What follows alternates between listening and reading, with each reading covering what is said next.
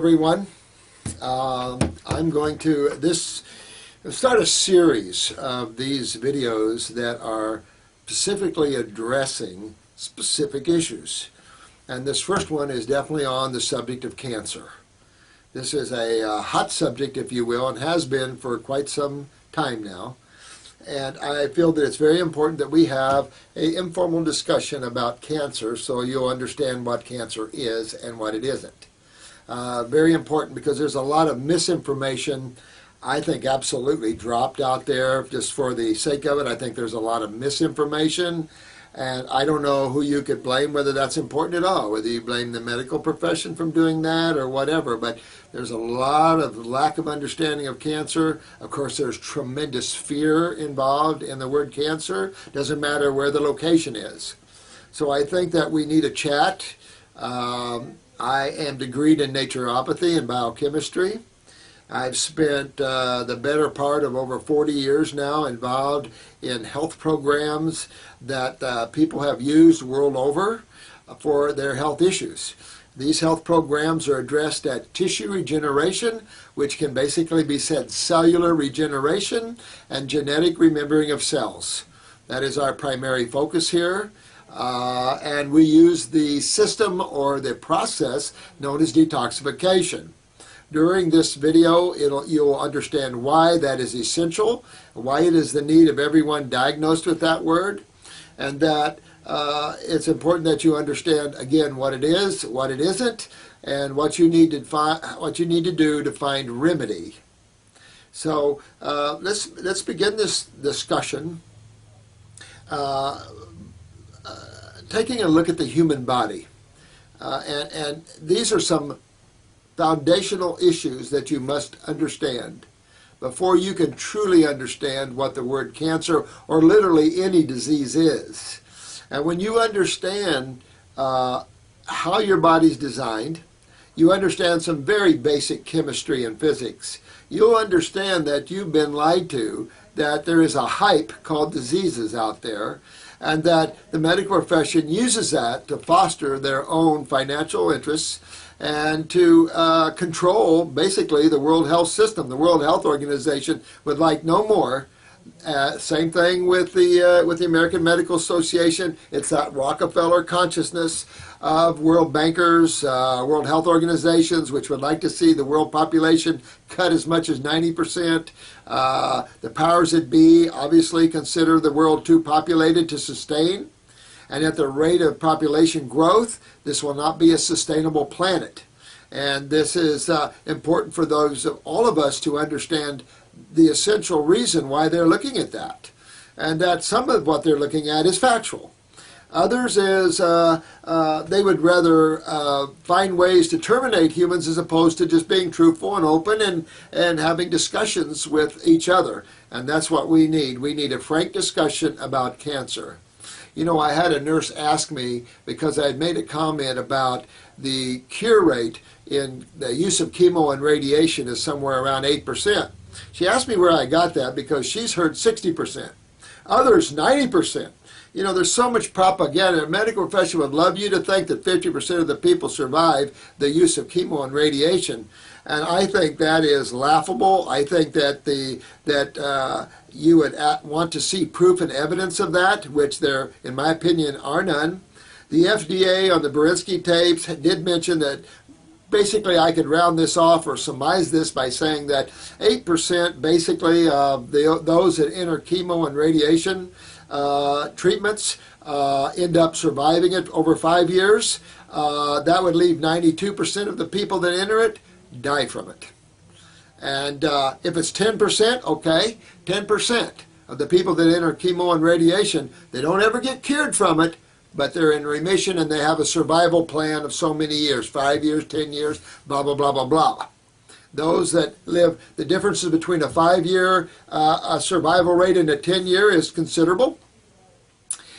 Because radiation can last up to 20 years before cancer can return to those cells that were radiated. 20 years. I had a lady in here that her cells converted to cancer 26 years after radiation treatment, and her oncologist told her that it was from the radiation that these cells now became cancerous. I don't know if, maybe you could tell that, but that is a stretch of period of time. I don't know how accurate that would be.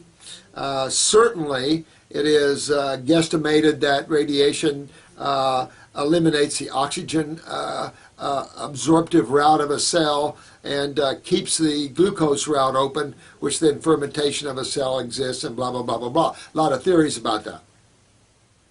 But let's stop and look at the human body for a minute.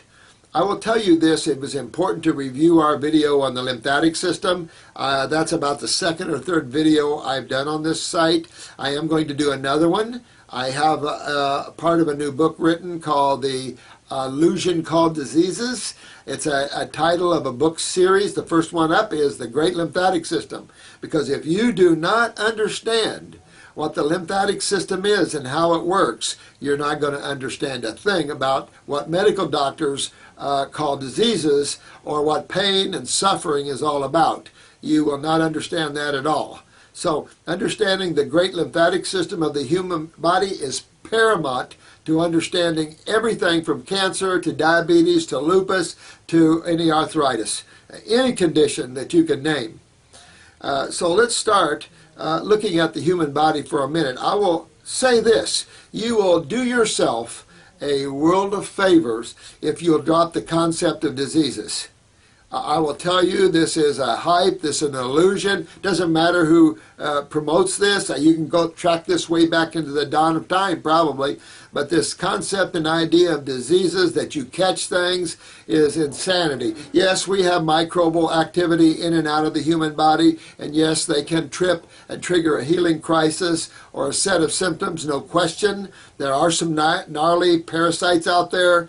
But most of the germ theory currently is based upon Pasteur and Jenner. It was definitely Pasteur that I think killed one of his children also, and on his deathbed claimed he was wrong. Jenner is European, same type of philosophy, and they could be no further from the truth. Rife spent a lot of time trying to develop the Rife machine to kill pathogens, blaming pathogens as the result of cancer. And I think it's all bullcrap. You are not at the causative gate. And I want you to understand causative factors. What's the cause of this problem? Not the effect. You already know what the effect is. Be it a tumor, be it decay of tissue, be it simple pain or swelling, or a cyst or eczema. It does not matter. You must understand the body's gigantic sewer system before you can understand what's up. And once you understand the gigantic sewer system of the human body, everything will fall into place. You'll lose your fear, you'll be loaded with knowledge, and you'll be able to do something about your problems. And it is vital that you do that, in my opinion. Many people have died using fear to guide them, and you never use fear. You always use knowledge, information, and learn the appropriate issues involving cancer. So let's look at this for a minute. Taking a look at the human body, you could cut off the fat and simply say that the human body is comprised of roughly 100 trillion cells. When I went to school, I think I was taught the human body was comprised of 80,000 or 80 trillion cells. So 80 trillion, 100 trillion. Every professor in this country is a little different in their teaching. Science is far from having the truth or any piece of it. Almost, I think you can depend upon science, older science, before you can depend upon newer science. I think science has taken a trip into the cosmos and have lost some focus of basic principles of chemistry and physics. And I think you must always apply basic principles of chemistry and physics to the equation of how this giant biosphere called planet Earth and this giant laboratory called planet Earth. We don't need our own little laboratories. We have one of the biggest one ever built that we have ready access to, and where most of our knowledge needs to come from, and that is from this gigantic laboratory, biosphere, planet Earth. There you'll find all your answers to your questions, and it'll break you from intellectualism. Intellectualism, we praise that in our society, and it's been our downfall. We've praised intellectualism over spirituality. And so therefore you see the desire to kill each other. You see this the calculated control of the world by the world banking system. You see these narcissistic individuals that have no clue what life is about. These people are never happy. These people are constipated. These people want to rule others.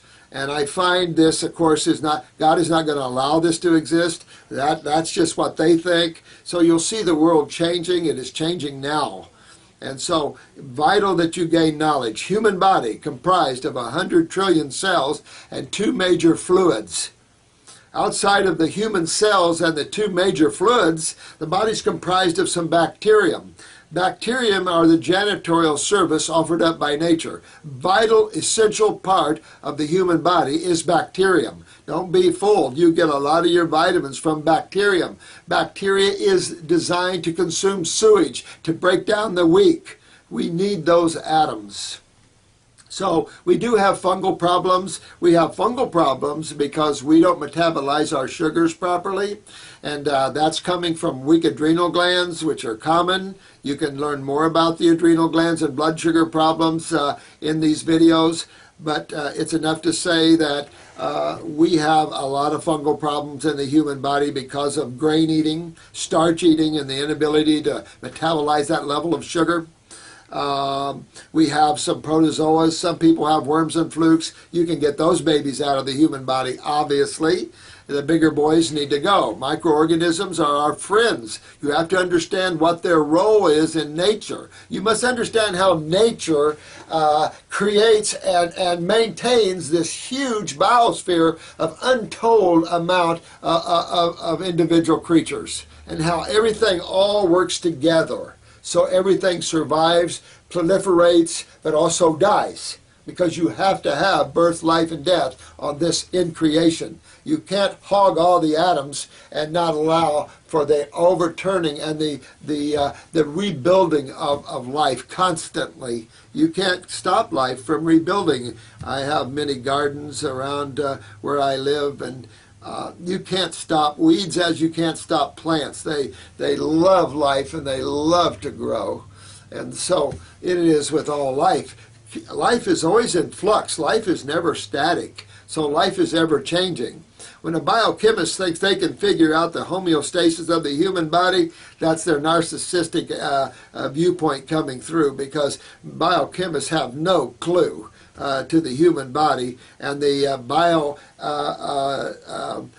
transmutation of chemistry in the human body. We don't have a fraction of what is going on in nature at the chemistry level and physics. Getting better, but we have a long way to go. So, vital to understand, the human body is comprised of cells and 2 major fluids. Okay, so if I'm talking about your liver, what am I talking about?